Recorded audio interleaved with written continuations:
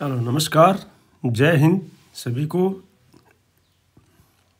मैं हूं lecturer Hari Singh sir और आज आपको मैं इस वीडियो के माध्यम से नई शिक्षा नीति के बारे में जानकारी देना चाहता हूं। अगर आप इस चैनल पर नए हैं तो आप इसको सब्सक्राइब कर लीजिए और इसको लाइक कीजिए और इसको सभी के पास शेयर कीजिए, क्योंकि सभी बच्चों को, सभी के पेरेंट्स को, सभी गार्जियन को, सभी दादा दादी को, सभी को इस नई शिक्षा नीति के बारे में पता होना चाहिए। क्योंकि इसको जितना ज़्यादा आप शेयर करेंगे उतना ही सबका भला होगा और सबके भलों में अपना भी भला है। ठीक है, तो यह नई शिक्षा नीति जो है अभी देश में आई है, तो ये क्या है, इसमें किस प्रकार के नियम हैं, ये सारे मैं आपको अभी बताना चाहता हूं। तो सबसे शुरू करते हैं। नई शिक्षा नीति को केंद्रीय कैबिनेट की मंजूरी। केंद्रीय कैबिनेट ने इसको मंजूरी दे चुका है, इस नई शिक्षा नीति को। और ये शिक्षा नीति आई है जो तकरीबन 36 से 37-38 साल बाद ये देश में नई शिक्षा नीति लागू हो गई है। ये जो इससे पहले जो शिक्षा नीति थी वो जो है 1986 में आई थी और उसको लागू होते होते 86-87 तक हो गई थी वो कंप्लीट।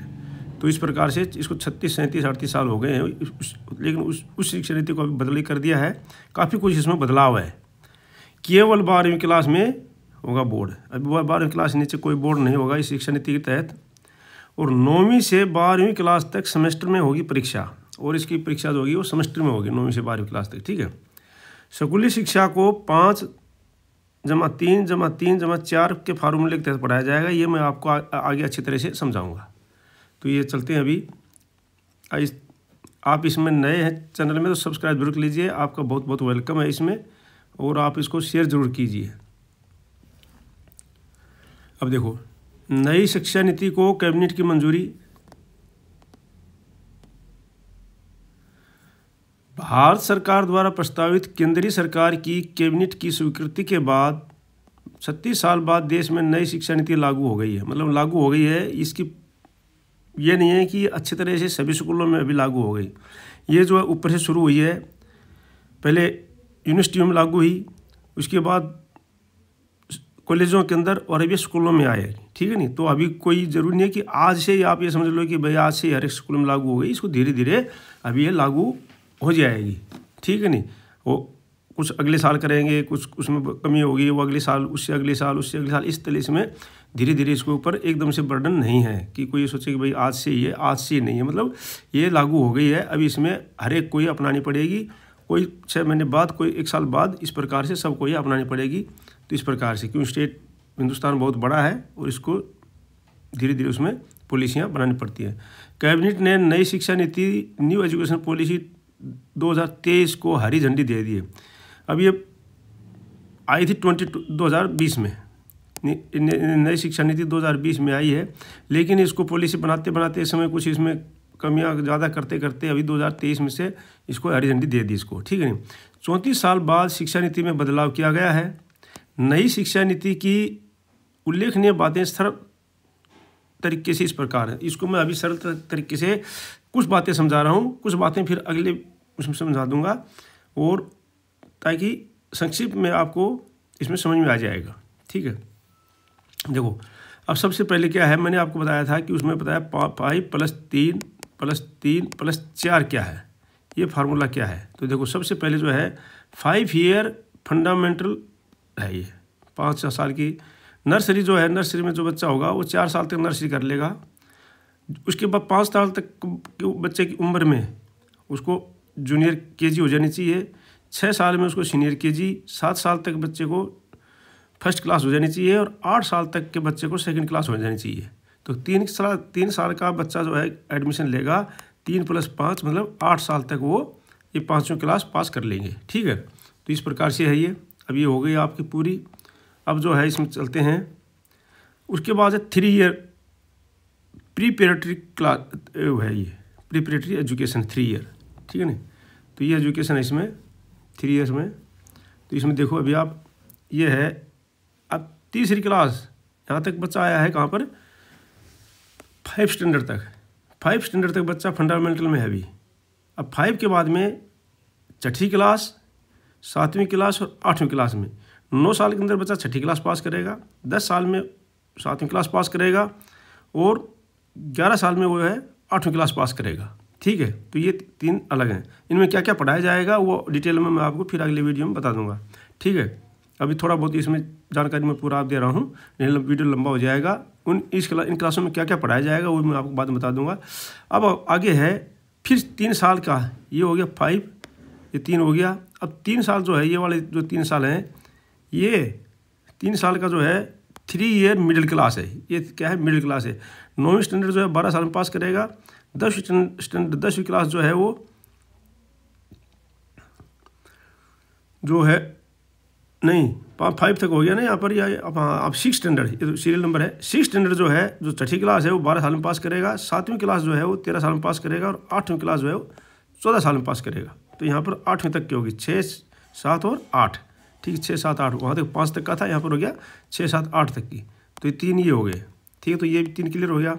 अब जो आता है 4 ईयर सेकेंडरी क्लास, जो सेकेंडरी क्लास है वो 4 साल की है, जैसे अभी होती थी वो सेम वैसे ही है कि 9वीं क्लास में 15 साल में पास करेगा और 10वीं क्लास जिसको हम SSC बोलते हैं, सीनियर सेकेंडरी नहीं सेकेंडरी सर्टिफिकेट जो है ये 10वीं जो हम इसको बोलते हैं, ये जो है पास करेगा इसको 16 साल में सेकेंडरी क्लास, और उसके बाद 17 साल में जो है इसको 11वीं क्लास पास करेगा और 12वीं क्लास में सीनियर ईयर जूनियर कमेंट जो है SYJC ये पास करेगा 12 साल में। तो कहते हैं 12वीं क्लास तक इसको 12वीं क्लास में फिर होगा बोर्ड उसका। ठीक है, 12वीं क्लास तक 18 साल हो गई, मतलब 18 साल तक 12वीं क्लास हो गई, तो ये होगी 4 साल का। ये 4 साल का कोर्स पूरा हो गया आपका। ठीक है नी, ये भी 4 साल का हो गया। अब आता है इसकी खास बातें क्या हैं, केवल 12वीं क्लास में बोर्ड होगा। इसमें MPhil को बंद कर दिया गया अभी, और कॉलेज की डिग्री को 4 साल कर दिया गया है। ठीक है नी, पहले कॉलेज की डिग्री सिर्फ 3 साल की थी, BA फर्स्ट, सेकंड और थर्ड, अब उसको 4 साल कर दिया गया है, लेकिन 3 साल की भी रहेगी, वो मैं आपको बताऊंगा आगे। 10वीं का बोर्ड ख़त्म कर दिया गया है। ठीक है, 10वीं का बोर्ड यहाँ पर ख़त्म हो गया है। अब जो है चलते हैं, अब थोड़ा सा क्या क्या पढ़ाया जाएगा उसमें थोड़ा ध्यान दे लेते हैं। ये है अब 5वीं तक के छात्रों को मातृभाषा, स्थानीय भाषा और राष्ट्रभाषा में ही पढ़ाया जाएगा। 5वीं तक के जो छात्रों को अब या तो मातृभाषा होगी या स्थानीय भाषा होगी या राष्ट्रभाषा होगी। ठीक है नहीं, तो अपनी जो राष्ट्रभाषा है वो हिंदी है, मातृभाषा है सबकी अपनी अलग अलग है, किसी की तेलुगु, किसी की पंजाबी, किसी की कुछ है, स्थानीय भाषा भी उनकी अलग अलग है जैसे। ठीक है नहीं, तो ये सब उसी में पढ़ाया जाएगा। ठीक है ना, बाकी विषय चाहे वो अंग्रेजी में क्यों न हो, एक सब्जेक्ट के तौर पर पढ़ाया जाएगा उसकी मातृभाषा। जैसे अगर पंजाब का रहने वाला है तो पंजाबी उसको 5वीं क्लास तक पढ़ाई जाएगी। ठीक है नहीं, और हिंदी राष्ट्रभाषा है वो भी उसको पढ़ाई जाएगी। ठीक है नहीं, एक सब्जेक्ट उसमें पढ़ाया जाएगा। ठीक है, अच्छा अगला है, पहले 10वीं बोर्ड की परीक्षा देना अनिवार्य होता था, अब वो अब नहीं है, अब बिना बोर्ड के बच्चा जो है 10वीं पास कर सकेगा। अगला है 9वीं से 12वीं कक्षा क्लास तक सेमेस्टर में परीक्षा होगी। सेमेस्टर मतलब हर 6 महीने में परीक्षा होगी, 6 महीने का पढ़ाई होगी, फिर 6 महीने के बाद में एग्जाम होगा, फिर वो सिलेबस जो है नहीं आएगा, अगला सिलेबस जो है वो आएगा। तो इससे बच्चों के ऊपर क्या है, पढ़ाई का बर्डन, सिलेबस जो है वो कम हो जाएगा, मतलब 2 भागों में हो जाएगा। अभी क्या है, पूरा सिलेबस एक बार पेपर देना पड़ता है और उस समय 2 भागों में देना पड़ेगा। ठीक है, स्कूली शिक्षा को 5+3+3+4 के फार्मूले के तहत पढ़ाया जाएगा। ये मैंने आपको समझा दिया है क्या है। ठीक है ना, वही कॉलेज की डिग्री 3 और 4 साल की होगी, यानी कि ग्रेजुएशन के लिए पहले साल पर सर्टिफिकेट, दूसरे साल पर डिप्लोमा, तीसरे साल में डिग्री मिलेगी। तो 3 साल की होगी, लेकिन 4 साल वाली क्या है, 4 साल की जो डिग्री लेगा उस स्टूडेंट को सीधा, फिर वो आगे समझा रहा हूँ मैं आपको। 3 साल की डिग्री उन छात्रों के लिए है जिन्हें हायर एजुकेशन नहीं लेना है, जिसको MA नहीं करना है, MSc नहीं करना है, सिर्फ ग्रेजुएशन करना है, उनके लिए 3 साल की डिग्री है। वे ग्रेजुएशन करके उसको नौकरी लगना है, उसको टेस्ट देने हैं, वो तो UPSC SSC ये टेस्ट वो दे सक पाएगा। ठीक है नहीं, वहीं हायर एजुकेशन करने वाले छात्रों को 4 साल की डिग्री करनी होगी। जो ऊपर पढ़ना है तो 4 साल की डिग्री करनी होगी। 4 साल की डिग्री करने वाले स्टूडेंट्स का 1 साल में MA करेंगे। हाँ, ये बात है कि जैसे 4 साल की डिग्री जिसने कर ली, उसको MA करने के लिए या MSc करने के लिए उसको सिर्फ 1 साल में कर पाएगा। ठीक है, एमए के छात्र अब सीधे पीएचडी कर सकते हैं। पहले क्या था, एमए करने के बाद में एमफिल करना पड़ता था, ठीक है नहीं। तो अब क्या है, वो सीधे के सीधे पीएचडी कर लेंगे, उसको एमफिल वगैरह की कोई ज़रूरत अभी नहीं है, एमफिल को कर दिया है बंद।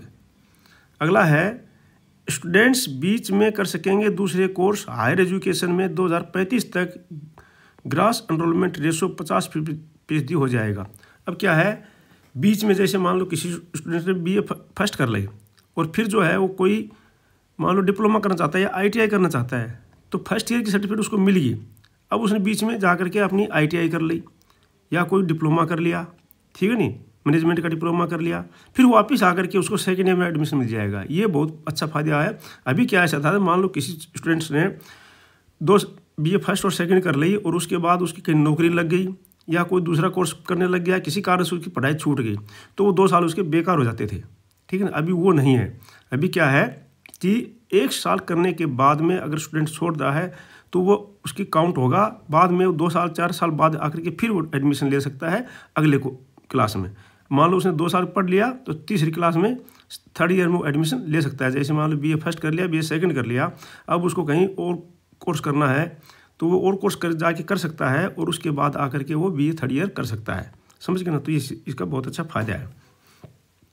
वही नई शिक्षा नीति के तहत कोई छात्र एक कोर्स के बीच में अगर कोई दूसरा कोर्स करना चाहे तो पहले कोर्स से सीमित समय के लिए ब्रेक लेकर के वो दूसरा कोर्स कर सकता है। मान लो कोई स्टूडेंट्स है कि भाई एक कोर्स कर रहा है अभी, अब वो बीच में पूरा कोर्स नहीं हुआ उसका, बीएससी पूरा नहीं हुआ उसका, तो फिर वो वहाँ पर ब्रेक लेकर के भाई 2 साल के लिए 3 साल के लिए मैं ब्रेक ले रहा हूँ और अपना दूसरा कोर्स करके आ सकता है, ठीक है। बहुत अच्छा फायदा है इसमें, ठीक है।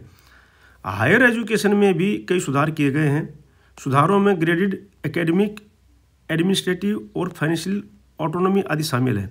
इसके अलावा क्षेत्रीय भाषाओं में ई कोर्स शुरू किए जाएंगे, वर्चुअल लैब्स विकसित किए जाएंगे, एक national education scientific forum NEFT शुरू किया जाएगा। बता दें कि देश में 45,000 कॉलेज हैं, सरकारी निजी डीम्ड सभी संस्थानों के लिए होंगे समान नियम।